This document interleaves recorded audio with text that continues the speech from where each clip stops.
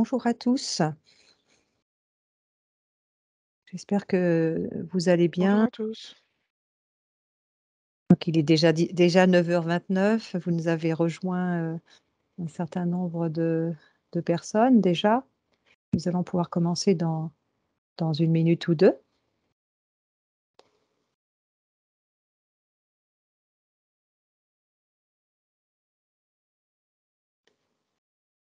pour ce webinaire, c'est-à-dire le numéro 2, l'épisode numéro 2 de la deuxième série, puisque nous avons déjà, fait une première, série de webinaires, donc décomposée en 3 épisodes et là nous refaisons une deuxième série avec, le deuxième épisode. Le troisième aura lieu, demain et nous aurons, avant les vacances, les périodes de vacances, terminé, nos 2 séries.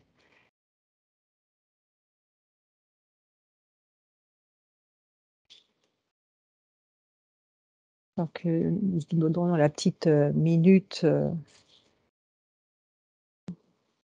de temporisation avant de commencer pour laisser, le plus grand nombre de personnes nous rejoindre, car vous êtes très, très nombreux à vous inscrire, à vous être inscrits. Voilà, nous allons bientôt, pouvoir commencer.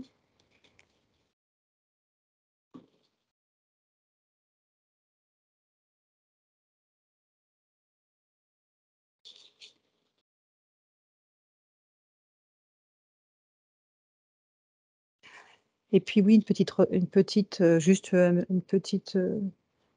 une demande de notre part. Est-ce qu'à la fin du webinaire, pouvoir vous déconnecter de façon à ce que nous puissions, le clôturer,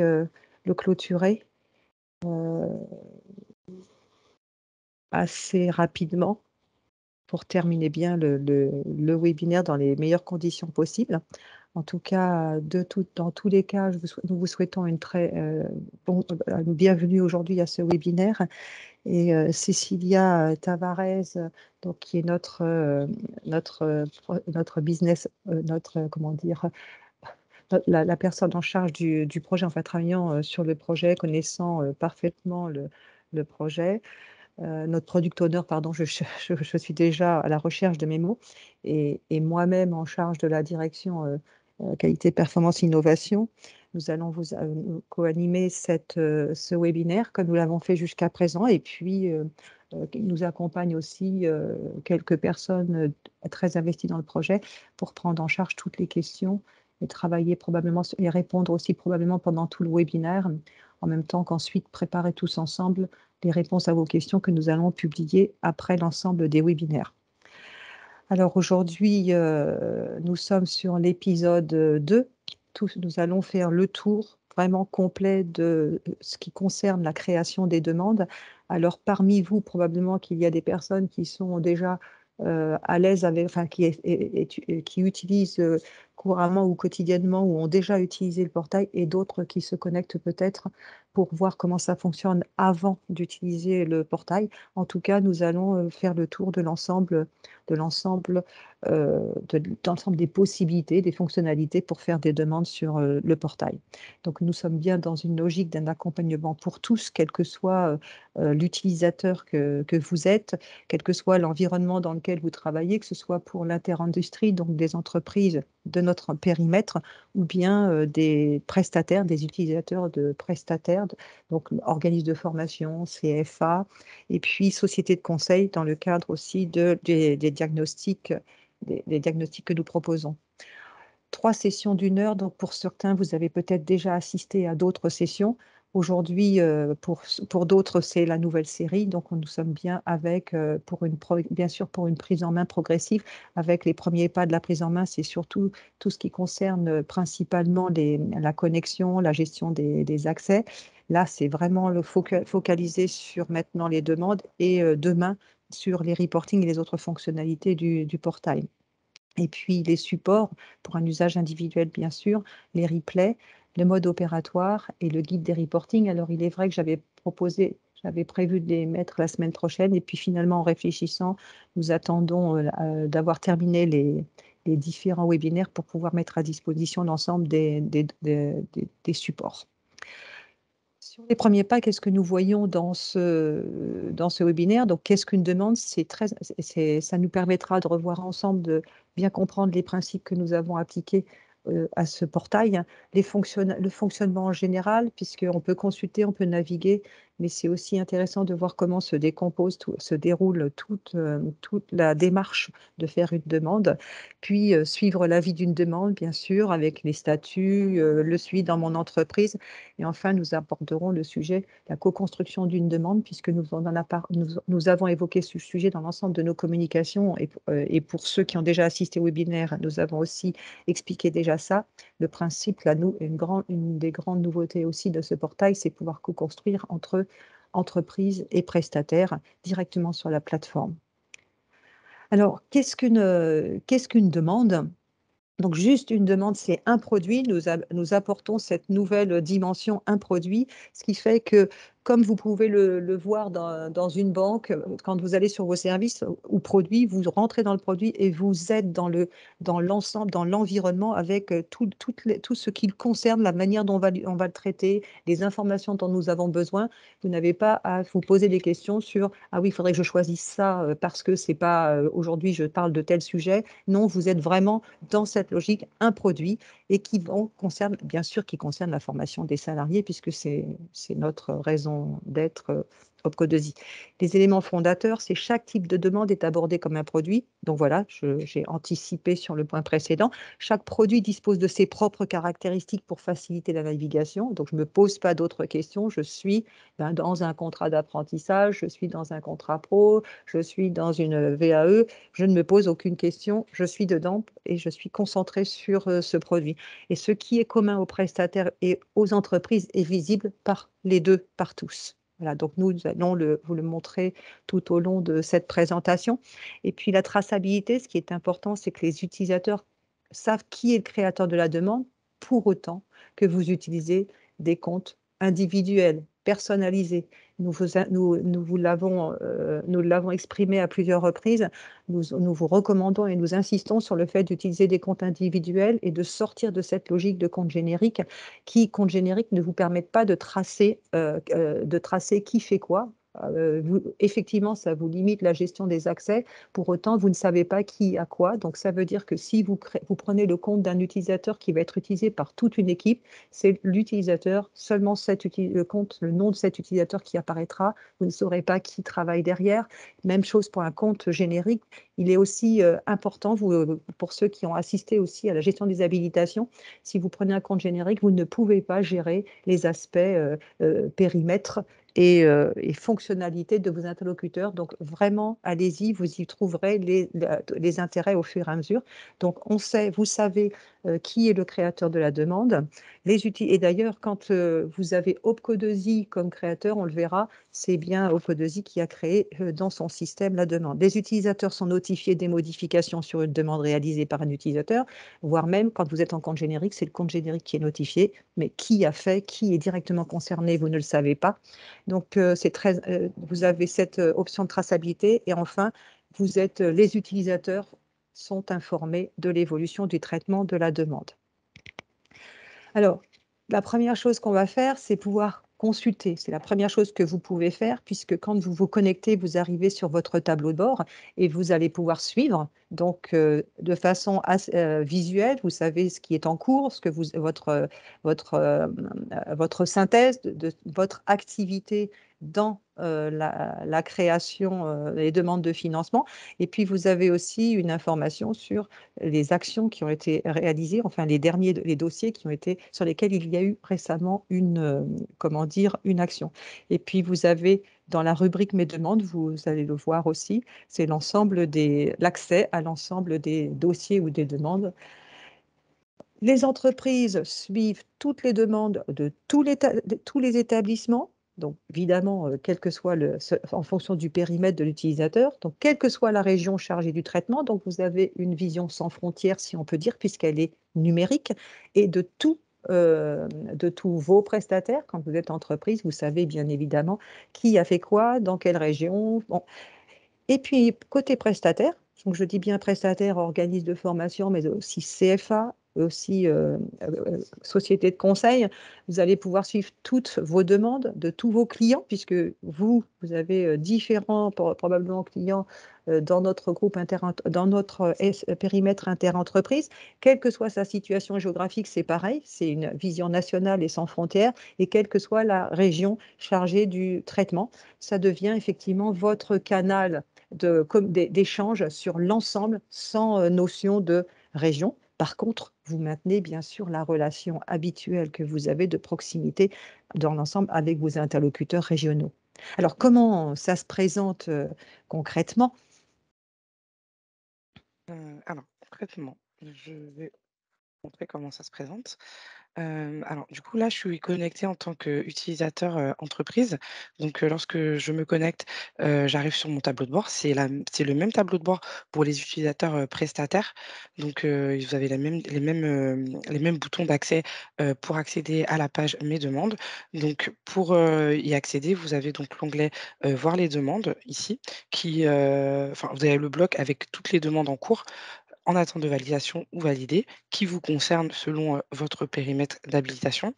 Et du coup, quand vous cliquez sur «Voir les demandes» qui vous concernent, enfin en tant que périmètre, hein, vous arrivez sur la page «Mes demandes». Depuis le tableau de bord, vous avez aussi la possibilité d'avoir un récapitulatif de vos dernières demandes qui sont mises à jour en fonction, des statuts.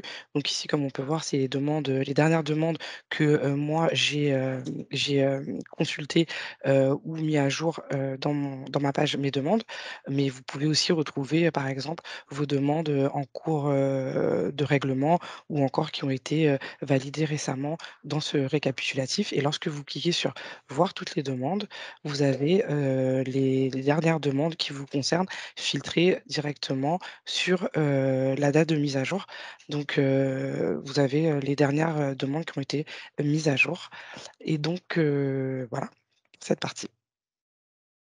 Alors, quand on reprend, la suite, une fois qu'on a déjà vu les indicateurs, nous avons vu, comment se suivre un peu, vite en premier lieu, à son activité.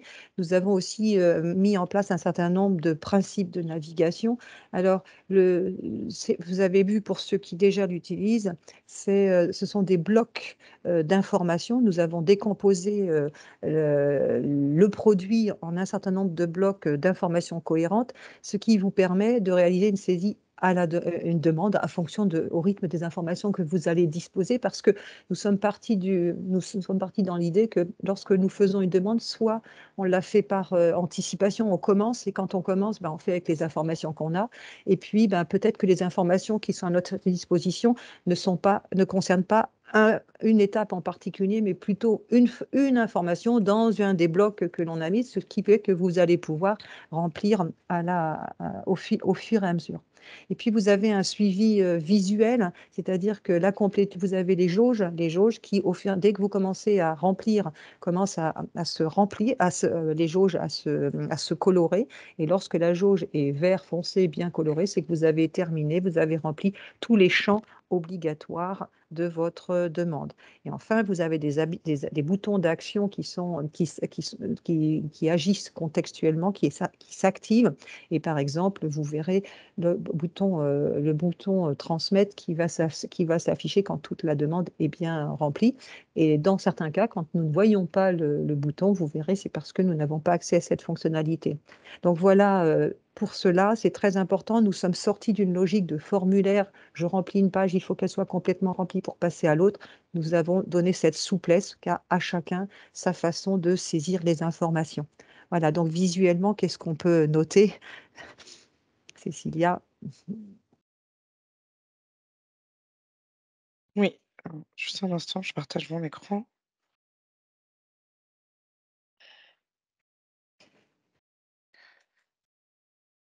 Alors, je vais vous montrer comment se passe la navigation, du coup, dans le portail. Donc lorsque vous êtes sur une demande, vous avez, comme disait Isabelle, un système de jauge, donc qui se remplit au fur et à mesure, dans l'ordre que vous le souhaitez et les jauges se remplissent selon que vous ayez rempli ou non tous les champs qui sont indiqués comme étant obligatoires par un astérix rouge. Donc, admettons que je ne ren moi j'ai enfin, admettons que je ne remplisse pas ce champ. Donc je vais le remettre sur sélectionner. Je pars du formulaire. La jauge était 100 remplie. Elle se réduit car, je n'ai pas complété un champ obligatoire et si je viens recompléter ce champ obligatoire et un autre champ qui dépend de celui-ci, enfin les autres plutôt, test et que je pars, on peut voir que ma jauge se remplit, complètement. Du coup, il n'y a pas d'ordre à respecter. Vous pouvez commencer par, le 1er, la première jauge, comme, vous pouvez commencer par, la dernière si vous le souhaitez. Moi, là, c'est ce que j'ai fait dans le désordre, mais ça ne m'empêche pas, de poursuivre ma saisie et de partir si je le souhaite en fermant, et en revenant plus tard. Sachant que pour que je puisse transmettre le dossier, il faut que toutes mes jauges soient complètement, validées et remplies, en vert foncé. Si elles Mmh. sont, toutes blanches ou partiellement remplies comme ici, je n'aurai pas le bouton «Transmettre le dossier» qui s'active et du coup, il reste grisé. Donc là, on va vous montrer Ouais. maintenant comment, initier une demande. Et puis effectivement, un petit sujet aussi, c'est que vous avez, donc ce suivi contenu, suivi visuel et l'intérêt aussi, c'est de pouvoir avoir des notifications qui, à titre information, qui vont, justement indiquer les évolutions à l'ensemble, des parties prenantes d'une demande. Alors sur la création, d'une demande, nous avons décomposé le principe de la demande entre initier, vous allez voir, compléter et transmettre.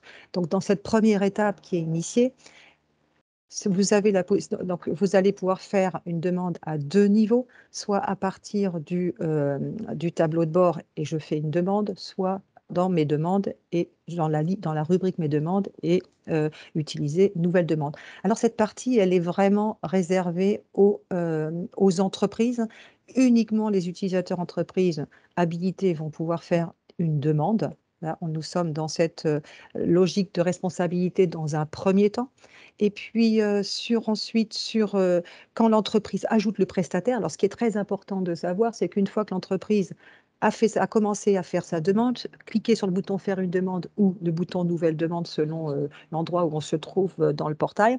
Là, à ce moment-là, dans tous les cas, j'ai la liste des produits qui apparaît, donc je choisis le produit qui me concerne et à ce moment-là, je suis dans le produit que j'ai choisi et je vais pouvoir naviguer en fonction des caractéristiques de ce produit.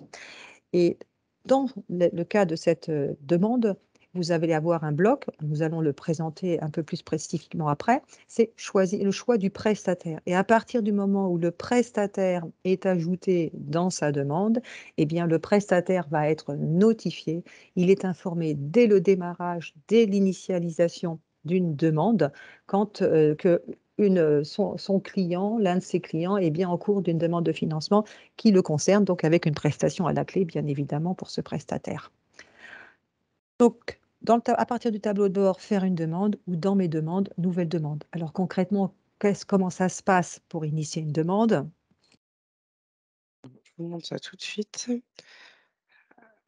Alors, pour, initier une demande, donc depuis le tableau de bord, en tant qu'utilisateur entreprise, vous avez, le bouton «Faire une demande» ici, sur lequel vous pouvez cliquer afin d'afficher la liste de tous les produits que vous pouvez, initier. Donc vous cliquez sur le produit que vous souhaitez, initier, directement, ici ou sinon la seconde possibilité, c'est depuis la page «Mes demandes», donc pour y accéder, là, j'y suis directement parce que j'ai cliqué sur «Faire une demande», mais sinon, vous avez la possibilité de passer par «Mes demandes» aussi et de cliquer directement sur «Nouvelle demande». Vous avez la liste des produits qui s'affiche et pour vous initier le produit de votre choix. Une fois que vous avez choisi votre produit, là, on va prendre «Autre demande».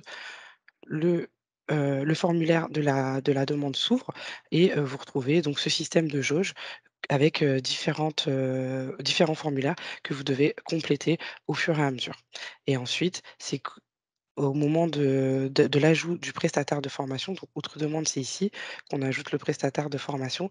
Vous choisissez, par exemple, moi je vais prendre un siret pour vous montrer. Mmh, 5,09. Voilà, là moi j'ai mon prestataire, je l'ai sélectionné. Et là, de l'autre côté, mon prestataire, s'il a un compte, bien sûr, sur le portail, il sera notifié, une fois que j'aurai enregistré ma demande, il sera notifié, que je l'ai ajouté dans la demande, ici présente. Même si je n'ai pas fini, de compléter la demande, mais, on vous expliquera, par la suite, comment se déroule la co-construction. On va vous parler maintenant, de comment compléter, la demande. Effectivement, ce qui est très important, c'est qu'on est bien dans le collaboratif, une plateforme collaborative, ce qui fait que, ce que nous expliquions précédemment, tout ce qui est commun à l'entreprise et aux prestataires, donc clients-fournisseurs, si on peut dire ça, eh bien, c'est accessible par les 2 et les notifications sont aussi là pour indiquer, les mouvements, d'un dossier. Donc la deuxième étape, c'est bien compléter. Alors oui, initier une demande, le prestataire est informé, prestataire, c'est organisme de formation, CFA ou société de conseil ou tout autre à la limite. Si le prestataire n'est pas sélectionné, c'est-à-dire que la personne a commencé à remplir un certain nombre d'éléments plutôt sur son salarié, son stagiaire que le prestataire ne le voit pas. C'est vraiment, nous insistons, dès que le prestataire est choisi, comme vient de le montrer Cécilia, que le prestataire est informé. Ensuite, nous rentrons dans une logique de compléter la demande. Donc, ce qui est important aussi, c'est bien remplir les jauges, hein, qu'elles deviennent vertes. C'est comme un jeu de. Alors, si je dis Tetris, vous allez trouver que j'ai une référence un peu vieillotte, mais en fait, c'est tout ce qui est à compléter. Donc, vous avez un rythme, ce qui est important, c'est un rythme en une fois. Donc, je suis une entreprise, j'ai tous les éléments. Finalement, je décide de la saisir moi-même dans sa globalité parce qu'il n'y a pas d'obligation par rapport à un fonctionnement ou un autre. Eh bien, je remplis l'ensemble. À ce moment-là, le statut de la demande devient en cours de saisie, est en cours de saisie. D'ailleurs, c'est le premier statut que vous avez, quoi que vous fassiez, sur les demandes de financement. Et puis, ça peut être, je peux répondre, je peux aussi compléter en plusieurs fois et à plusieurs mains. Donc, qui, quoi, un seul utilisateur ou plusieurs utilisateurs, donc d'une même entité, ou bien ça peut être entre deux entités, donc entreprise ou prestataire. Donc concrètement, ça donne quoi? On est bien dans la complétude. Le compléter, c'est pour tous, entreprise et prestataire. Donc ça se traduit comment? Bon, je vous repartage mon écran. Donc là, je suis, toujours dans la demande que nous avons initiée ensemble. J'ai un petit peu avancé, sur la complétude, donc j'ai rempli, certains champs, mais comme vous pouvez le voir ici, je n'ai pas rempli tous les champs de l'étape, formation. Donc j'ai rempli la première partie formation dispensée, il me manque, la partie organisation de la formation. Donc je vais remplir ça de suite.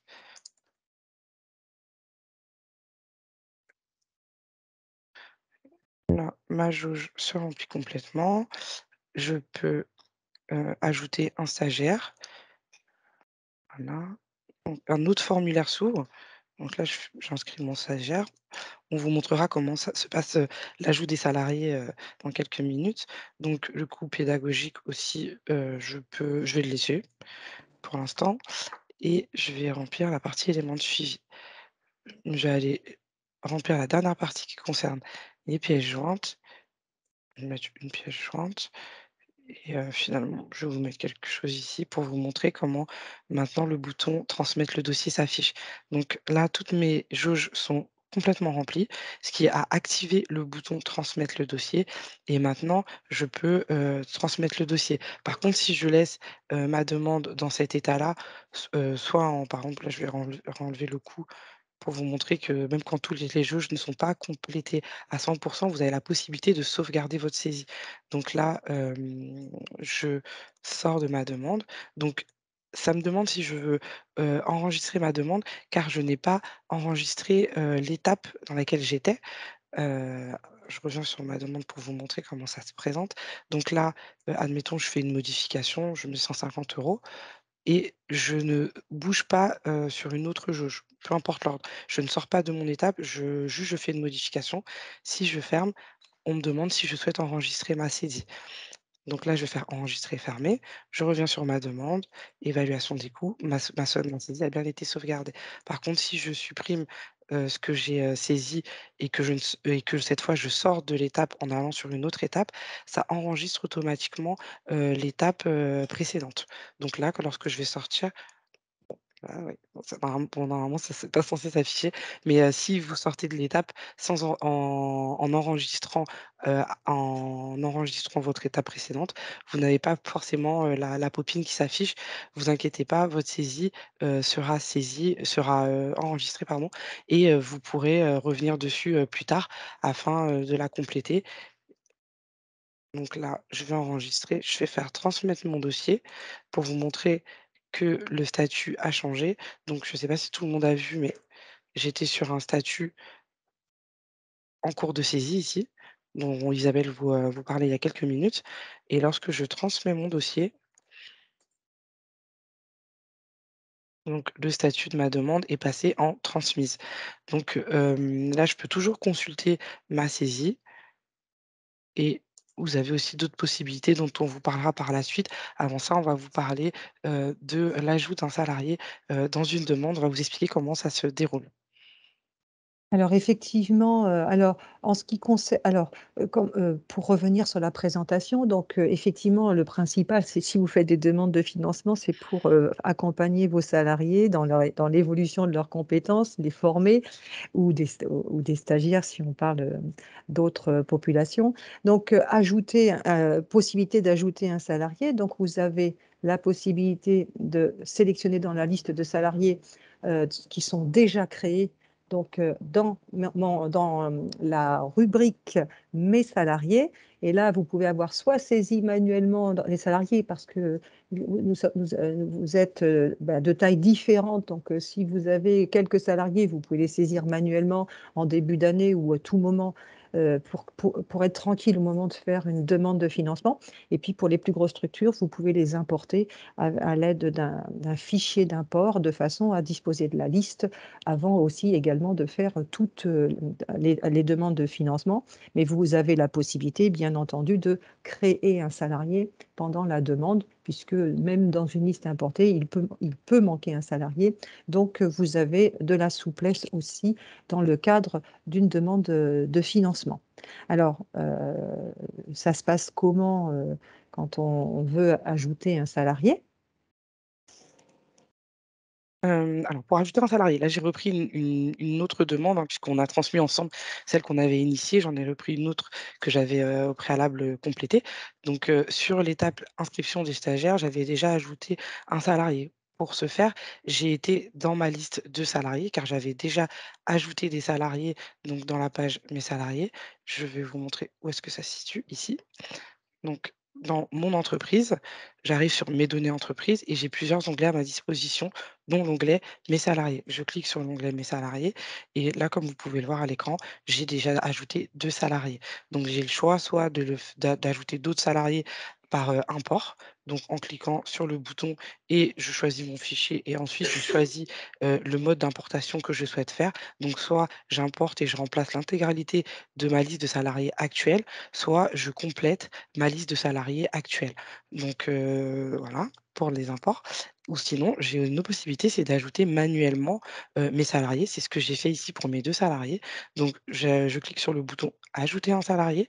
J'ai qu'un seul établissement dans mon périmètre utilisateur actuellement, donc automatiquement, la première étape est, enrichie, par, mon, SIRET et ensuite je passe à l'étape suivante, information générale. Je complète, donc là, on va mettre une salariée. Je remplis, les champs qui sont obligatoires. Donc on revient au même système de jauge que l'on vous a montré à plusieurs reprises. Donc dès qu'il y a un champ qui n'est pas complété, donc s'il y a une erreur, vous êtes alerté par un pictogramme au niveau du champ concerné par l'erreur. Donc ici, il manque, des chiffres dans mon IR, et s'il manquait juste des informations qui sont indiquées comme étant obligatoires par un astérix rouge, comme ici pour date de naissance, il y aurait eu juste la jauge partiellement remplie. Donc là, je vais mettre un numéro de NIR. Juste, c'est fictif, hein, c'est vraiment pour vous montrer, pour que le champ se valide.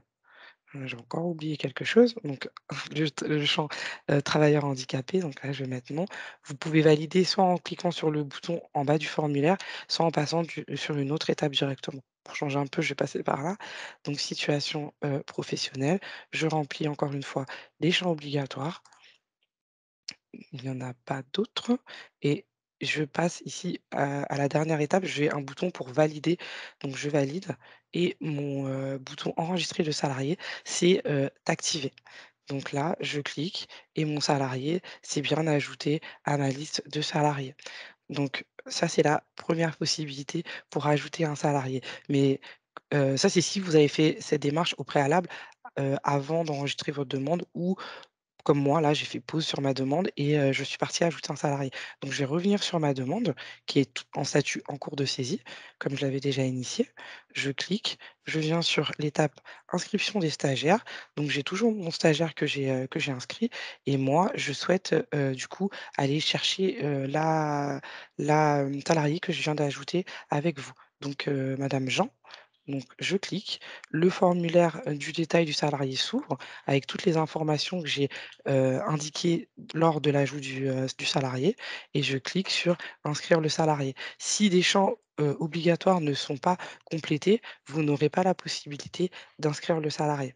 Donc là, normalement, c'est bon. Donc, elle s'ajoute bien et la seconde possibilité que vous avez, c'est que, admettons, il manque un stagiaire, dans votre liste de salariés. Vous n'avez pas l'obligation de sortir de votre demande pour aller faire comme j'ai fait et ajouter votre salarié dans la page «Mes salariés». Vous pouvez le faire directement ici, grâce au bouton «Créer votre stagiaire». Donc vous cliquez dessus et vous avez le formulaire d'ajout du stagiaire qui s'affiche. Donc là, je vais mettre, heu le nom de mon salarié, heu, voilà et je vais indiquer tous les champs obligatoires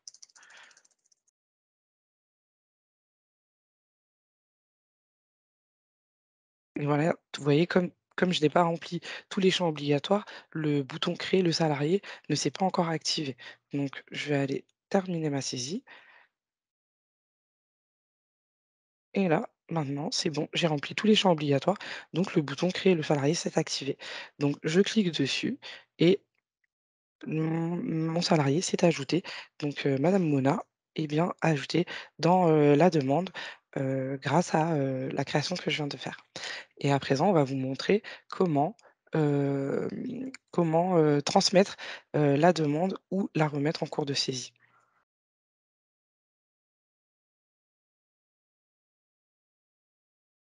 Pardon.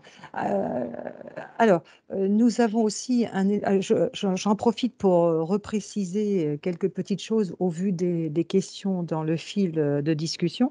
Donc l'import des données telles que nous l'évoquons est possible pour des utilisateurs habilités, donc administrateurs sociétés pour faire l'ensemble des établissements du Suren ou bien alors administrateurs établissement pour réaliser l'import sur son périmètre. Voilà, donc c'est très important. Si vous n'avez pas cet onglet actif ou cette fonctionnalité, c'est que vous n'avez probablement pas les droits nécessaires.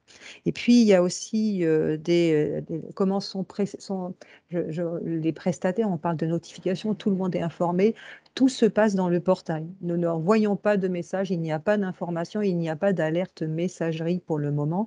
Les notifications sont bien intégrées dans le portail, ce qui signifie que si vous êtes parmi les participants entreprises, c'est très important que vos prestataires soient et un compte. De toute façon, c'est ce que nous allons, faire, c'est ce que nous allons encourager de plus en plus.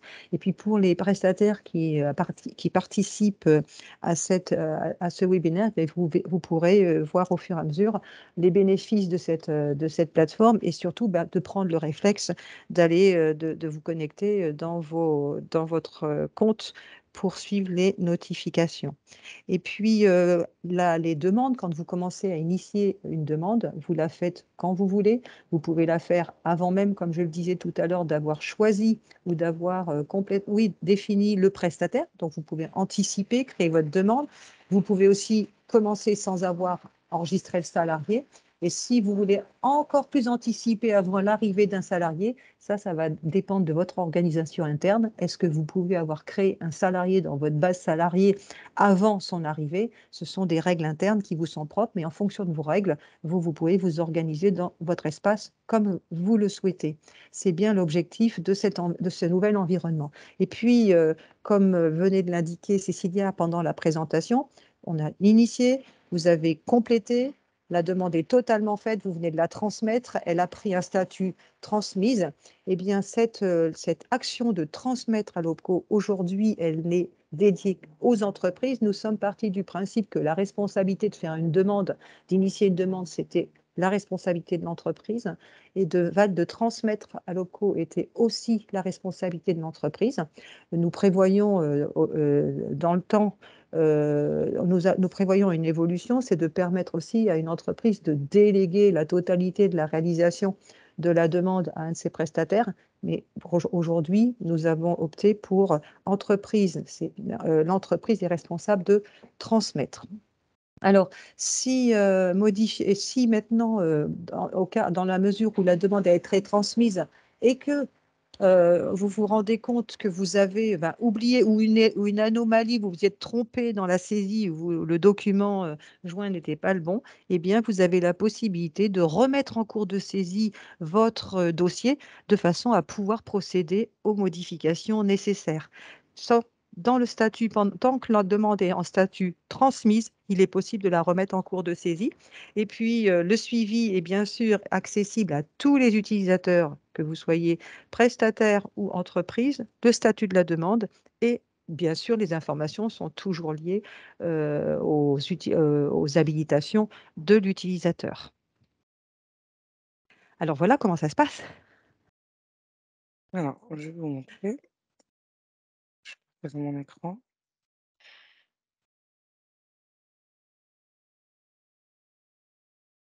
Alors là, je suis toujours dans la même demande sur laquelle je vous ai fait la dernière, démonstration. Du coup, là, je vais terminer de compléter la demande. Donc mon bouton «Transmettre», s'est activé. Donc je vais refaire la transmission pour la remettre en cours de saisie pour que vous voyez bien le déroulé de comment ça se passe. Donc là, on transmet la demande une fois qu'elle est totalement remplie. Donc c'est vraiment que les utilisateurs entreprises qui peuvent venir, faire, cette action. Donc là, elle va passer en statut transmise. On a celle de la toute première qu'on a fait au début du webinaire qui est aussi en transmise et lorsque je vais venir ici sur le bouton avec les 3 petits points et que je vais cliquer, je vais retrouver le bouton «Remettre en cours de saisie». Donc, comme je viens de les transmettre, j'ai toujours ce bouton à ma disposition et mes demandes n'ont pas été encore, validées par Opco2i. Du coup, pour venir modifier certains éléments de ma demande, je peux cliquer sur ce bouton.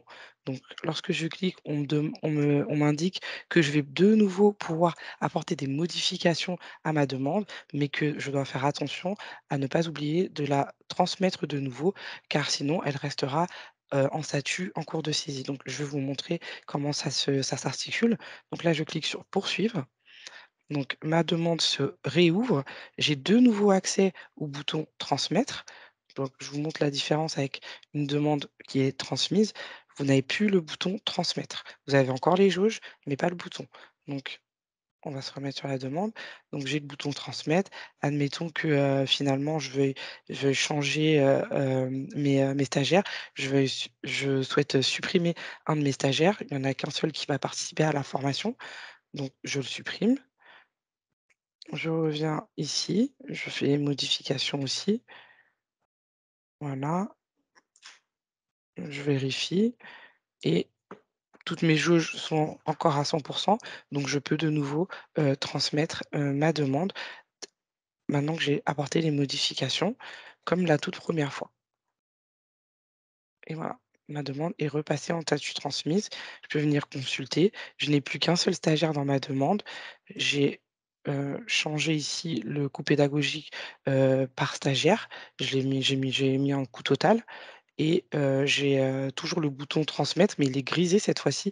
Ça veut dire que ma demande, elle est en cours de transmission. Donc c'est vrai que ça peut arriver d'avoir le bouton, mais il ne sera pas accessible, il sera grisé car votre demande est bien, en cours de tr enfin, est en train d'être transmise, à nous, OPCO2I.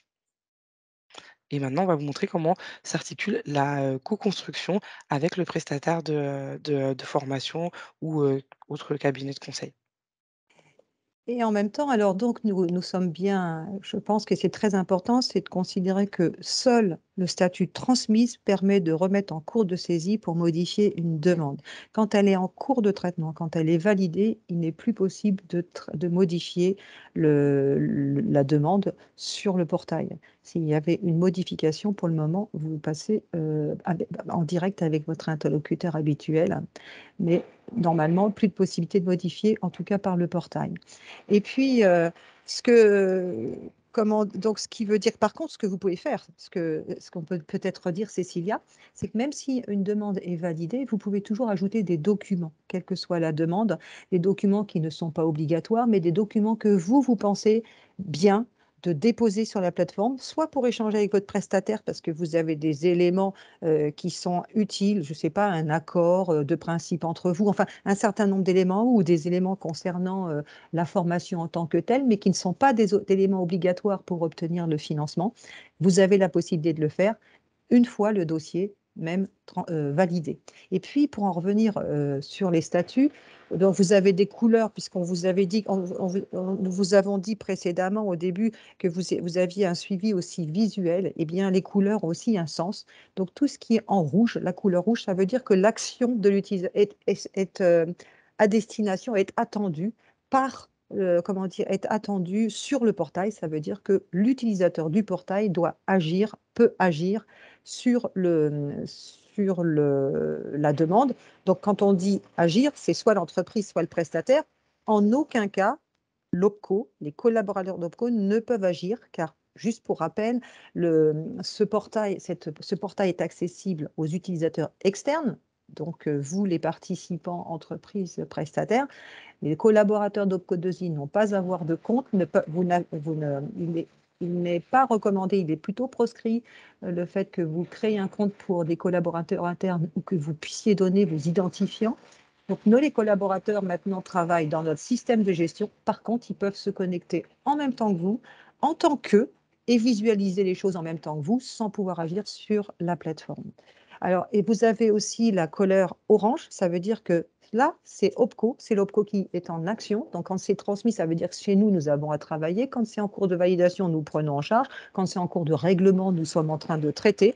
Donc, vous ne pouvez plus agir. C'est uniquement dans les mains des collaborateurs de l'OPCO. Et enfin, le statut, toutes les couleurs, le statut en vert, ça veut dire qu'il n'y a plus d'action à réaliser. Le dossier n'attend plus rien. Nous sommes tous au clair et nous pouvons peut-être être tranquilles parce que tout va bien sur le dossier.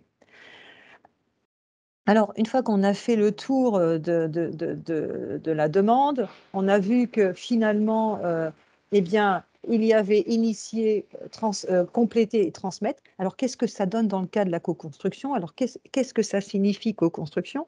C'est que juste pour mettre un petit peu l'accent sur le sujet, l'entreprise ajoute le prestataire, enregistre sa demande, le prestataire reçoit une notification dans son espace, bien évidemment. La demande apparaît dans la liste des demandes du prestataire, mais elle est également dans la liste des demandes de l'entreprise. Ce qui veut dire que le prestataire doit se créer un compte quand il veut échanger avec son entreprise. Compléter, le prestataire complète les éléments qui le concernent, l'entreprise reçoit une notification, la demande est dans la liste de mes demandes, elle est complétée. Voilà. Donc concrètement, qu'est-ce que ça peut donner dans la vraie vie? Je vais vous montrer comment se passe la co-construction, pardon. En partageant mon écran, je vais reprendre une demande que nous avons initiée ensemble. Je vais la remettre en cours de saisie pour pouvoir vous montrer comment ça s'articule côté, prestataire. Donc là, c'est celle qui finit par 716. Donc, on va la laisser telle quelle. Donc là, je suis connectée en tant qu'utilisateur entreprise. Donc, il n'y a que moi qui ai la possibilité de transmettre, de remettre en cours de saisie. C'est ce que je viens de faire, à l'instant.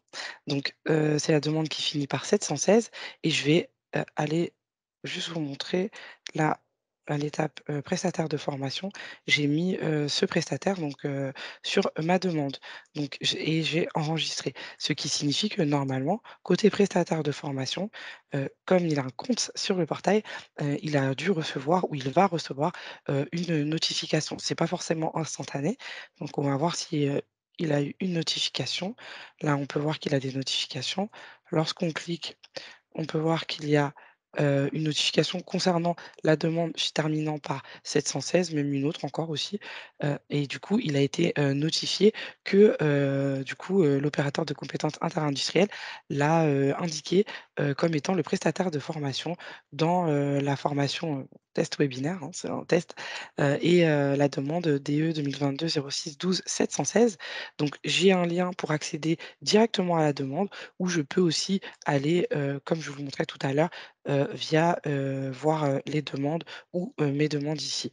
Donc je vais passer par, le lien qui est dans la notification pour vous montrer comment ça s'articule. Donc lorsque je clique, j'arrive directement sur la demande. Donc, toutes les étapes ont déjà été remplies par, l'entreprise, mais lorsque je sors de la demande, je peux voir que la demande est toujours en cours de saisie. Ce qui signifie pour moi, en tant que prestataire, que l'entreprise a certes rempli toutes les étapes, mais n'a pas encore transmis la demande. Sur une autre demande aussi, j'ai été, indiquée, comme étant le prestataire de formation, mais cette fois-ci, la demande est en état transmise. Lorsque je vais cliquer dessus, je peux voir que toutes les étapes sont remplies, mais comme le statut est transmise, ça signifie bien que l'entreprise a, transmis, la demande à Opco2i. Donc là, moi, en tant que prestataire, puisqu'elle est toujours en cours de saisie, j'ai la possibilité de venir apporter, des modifications, par exemple, sur, des champs, en complétant, par exemple, comme là je le fais. En, modifiant, pourquoi pas, les dates de formation si je sais qu'il y a une erreur ou le niveau de la durée de la formation. De l'autre côté, l'utilisateur, ou en tout cas les utilisateurs habilités de l'entreprise qui est à l'initiative de cette demande vont être notifiés, s'ils sont habilités bien sûr, vont être notifiés que j'ai, apporté des modifications, sur, la demande, terminant ici par, 716. Donc là, j'ai navigué de jauge en jauge, donc j'ai enregistré, normalement ma saisie. Donc là, on me demande quand même, je fais: «Oui, enregistrer, fermer» et là, je vais partir de ma demande. Je vais aller sur, l'utilisateur entreprise que j'utilise depuis le début. Donc je vais me reconnecter.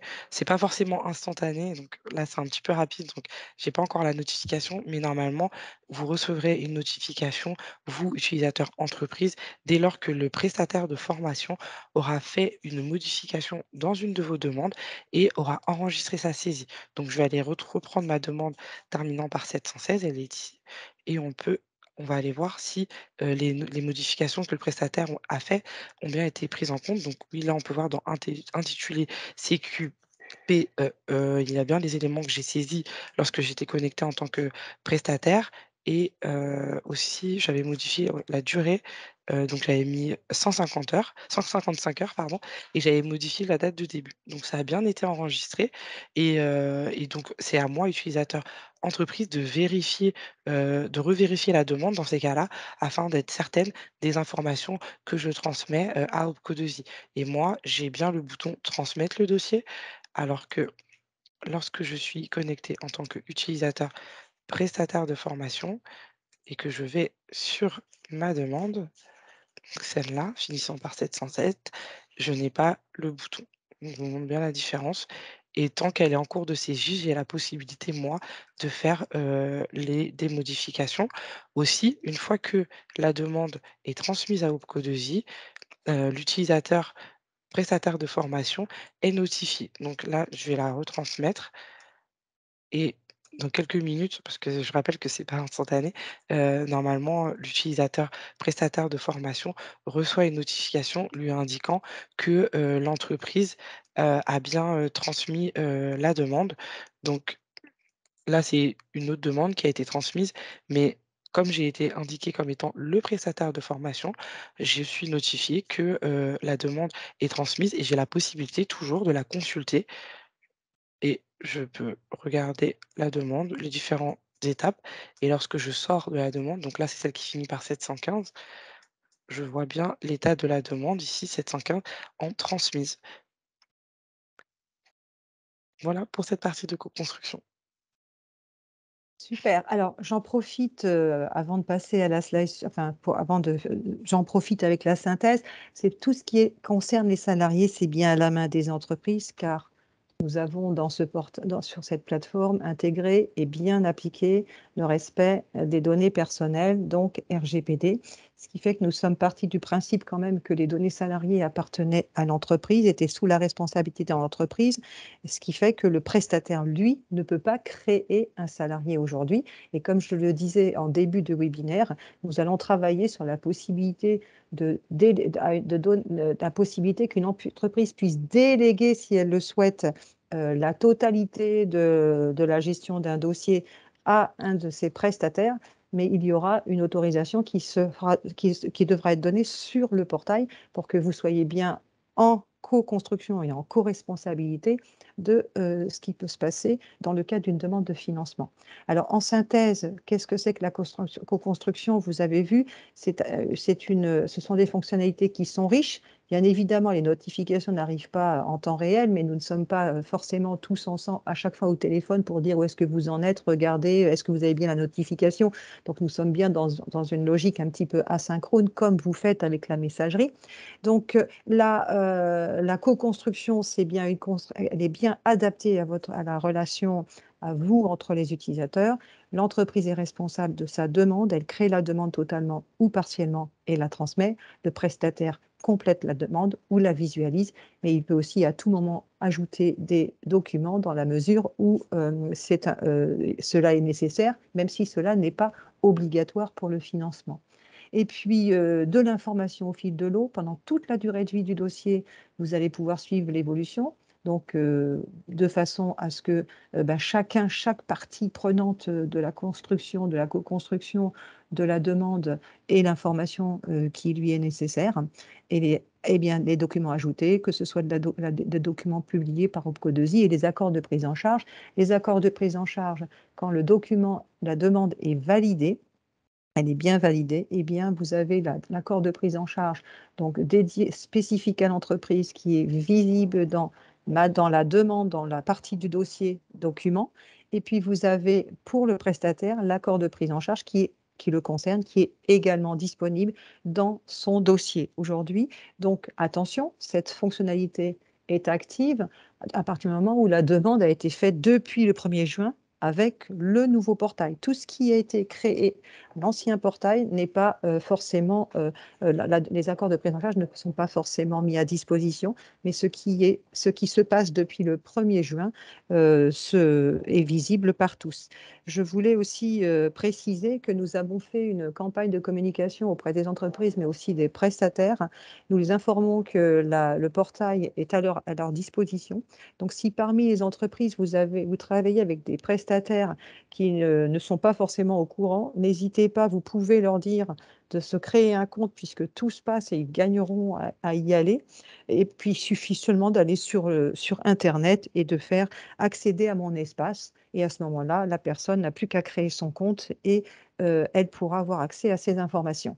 Alors, donc l'entreprise initialise la demande. Alors, soit elle renseigne tous les éléments attendus parce que c'est une pratique, ou bien alors elle ne renseigne que les éléments qui la concernent. Et à ce moment-là, le prestataire ensuite va lui rajouter, compléter tous les éléments sur la formation, tous les éléments et ajouter les pièces qui concernent. Et une fois que la demande est complète, comme Cécilia vous l'a montré, eh bien l'entreprise aujourd'hui est la seule à pouvoir transmettre la demande. Comme je vous le disais, ce sont des évolutions que nous ferons au fur et à mesure dans le portail. Alors, qu'est-ce qu'on peut faire aussi dans le portail? On peut personnaliser. chacun. Nous sommes partis de l'idée que chacun avait ses pratiques et il était difficile d'intégrer les pratiques de chaque individu dans cette plateforme. Donc, nous avons donné une souplesse pour que chacun puisse faire adapter l'utilisation du portail à ses pratiques personnelles. Eh bien, vous avez la partie affichage dans Mes demandes, donc pour mettre en avant les données utiles. Donc, vous avez option d'affichage et vous avez aussi les filtres, pouvoir sélectionner un certain nombre, pouvoir sélectionner des filtres au moment où vous en avez besoin.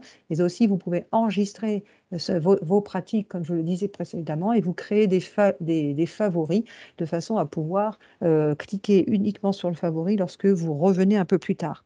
Donc, juste aussi pour rajouter un petit point, c'est l'idée de dire que cette co-construction, qui est un élément extrêmement important, c'est nous parions, enfin nous sommes dit que cela contribuerait à limiter les échanges par mail que vous pouvez avoir en dehors les messages par mail que vous pouvez avoir, qui sont certainement très nombreux, et plus vous avez de demandes, plus vous avez de stagiaires concernés, plus les échanges peuvent être nombreux entre les entreprises et les prestataires, et vice-versa, les prestataires et les entreprises. Et puis, ben, même parfois, c'est relancé. Est-ce que la demande est faite? Est-ce que vous avez l'accord de prise en charge, etc. Eh bien, le fait de pouvoir se connecter et de disposer de l'information, c'est toute cette petite tâche qui, sans en avoir l'air, sont extrêmement chronophages, que l'on pense pouvoir vous permettre de diminuer parce que vous avez l'information qui est accessible quand vous en avez besoin et au fur et à mesure, quelle que soit l'heure de vos horaires de travail. Alors, concrètement, comment ça se passe, la personnalisation? Alors, pour la personnalisation, donc là, on va partir de la page, Mes demandes. Donc là, je suis connectée en tant que, prestataire de formation, celui qu'on a utilisé, tout à l'heure pour, la démonstration de la co-construction. Donc, c'est le même principe que ça soit pour un utilisateur, entreprise qu'un utilisateur, prestataire, hein. Vous avez les mêmes options, de personnalisation. Donc tout d'abord, vous avez les options d'affichage. Les options d'affichage, elles concernent donc le bloc d'une demande. Du coup, lorsque vous cliquez dessus, vous avez, la possibilité de venir sélectionner, 4 options, d'affichage au maximum. Donc là, on peut voir que 3 options d'affichage, sont déjà, cochées. Donc c'est les 3 qu'on retrouve sur le bloc d'une demande. Donc numéro de dossier, dispositif, date de formation. Admettons que moi, je veuille en mettre un quatrième, donc le créateur. Donc là, je vois que j'ai, madame Debuire, sur, créateur de la demande. Donc c'est, l'utilisatrice, entreprise que j'ai utilisée, pour vous faire, la démonstration, sur le portail. Donc, je peux venir, décocher, une des 4 pardon, options d'affichage, par exemple en, souhaitant afficher par exemple l'entreprise, qui, est à l'origine de cette demande. Car en tant que prestataire de formation, j'imagine que, je vais travailler avec plusieurs entreprises différentes. Donc là, je vois bien que c'est l'opérateur de compétences interindustrielles qui est à l'origine de cette demande. Donc comme ça me permet de visualiser en un coup d'œil, qui est, l'entreprise, indiquée, dans ma demande. Une fois que j'ai, 4 options d'affichage, je ne peux pas, en sélectionner plus, pour le moment, mais je peux modifier ces options, comme je le souhaite. Ensuite, j'ai des filtres qui sont à ma disposition. Donc le tout premier, c'est le filtre qui concerne les statuts.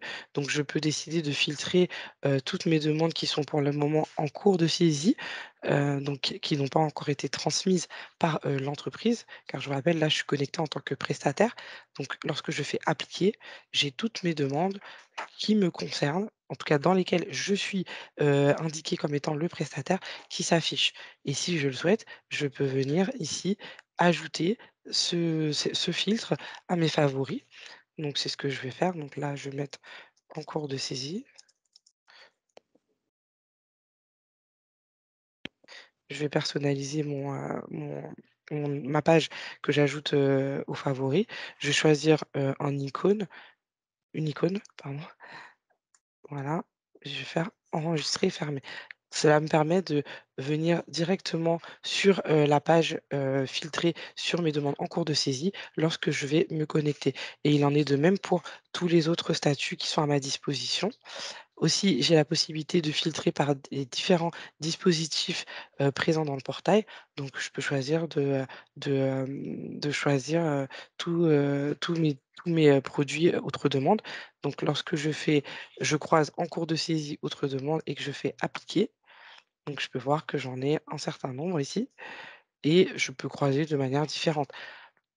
Enfin, pour terminer, au niveau des filtres, j'ai, le filtre entreprise et le filtre prestataire. Donc là, comme je suis prestataire de formation, lorsque je vais venir sur le filtre prestataire, je vais cliquer, je vais avoir tous les établissements sur lesquels je suis habilitée. Donc ça me permet d'avoir toutes les demandes qui concernent, ces différents établissements sur lesquels je suis habilitée. Et ensuite, je peux venir, choisir les entreprises, je peux venir rechercher, pardon, les entreprises, qui m'ont, indiqué, dans leur demande. Par exemple, si je tape, opérateur de compétences, territorial, voilà. Donc là, je le sélectionne. Voilà, je fais appliquer et j'aurai uniquement les demandes qui concernent, du coup Codesi, hein, qui s'afficheront, dans ma page, et je peux après croiser par, un des établissements de mon périmètre sur lequel, je travaille. Je vais vous montrer rapidement ce filtre dans dans un profil, entreprise pour que vous compreniez bien comment il s'articule. Donc là, je suis dans la page Mes demandes, je vais sur les filtres. Cette fois-ci, je suis une entreprise. Donc lorsque je vais cliquer sur le filtre entreprise, je vais avoir les établissements de mon périmètre. Donc là, j'ai qu'un seul établissement, hein, où j'ai la possibilité aussi de choisir directement le sirène. Donc ça regroupera ainsi tous les sirettes qui appartiennent à ce sirène. Donc moi, comme j'ai qu'un établissement, je vais le choisir directement. Mais si j'en ai plusieurs, j'aurai toute la liste des établissements sur lesquels je suis, habilitée. Par contre, pour le prestataire, il faut que je tape, la raison sociale du prestataire ou, le, SIRET. Donc là, je vais taper le SIRET pour être sûr de le retrouver plus facilement. Voilà, il est là, c'est celui avec lequel on a travaillé pour la démonstration et je fais appliquer. Et là, j'aurai uniquement les demandes concernant ce prestataire de formation uniquement. Et là, j'ai aussi, déjà au préalable mes options d'affichage cochées et je peux venir les modifier, pas et de la manière identique, au prestataire, comme je vous l'ai montré précédemment. Eh bien, merci, merci Cécilia. Quelques petites avant de terminer ce webinaire, 2 points. J'ai vu des questions sur les avenants. Donc aujourd'hui, les avenants sont quasiment, sont en cours de pas loin d'être en cours de recette. Donc vous aurez bientôt la possibilité de les faire directement dans votre espace. Pour autant, aujourd'hui, vous devez passer par votre interlocuteur habituel. Et puis, vous avez aussi, j'ai vu la question sur les demandes multisites. C'est en cours de préparation aussi. Nous n'avons pas tout à fait terminé les travaux. Aujourd'hui, effectivement, ça reste comme sur l'ancien portail, une demande à SIRET. Mais nous devrions vous proposer une possibilité de faire des demandes multi-SIRET dans quelques temps. Et puis, en tout cas, nous vous remercions pour votre participation et tout l'ensemble de ces questions que vous nous avez posées. Nous avons, bah là, c'est une première version que vous avez de cette plateforme avec un certain nombre de fondamentaux, comme nous l'avons expliqué déjà dans les webinaires précédents, pour pouvoir ensuite évoluer dans les services, les options que nous vous proposons, soit à destination de tous, soit en fonction de notre offre de service. Donc, nous vous souhaitons en tout cas une bonne expérience utilisateur sur l'ensemble sur cette plateforme, que vous y trouverez aussi la manière de d'adapter à vos pratiques. Et puis, bah, nous souhaitons une bonne semaine. Et puis, pour ceux qui viennent demain au dernier épisode, eh bien, à demain. À demain, bonne journée. Merci.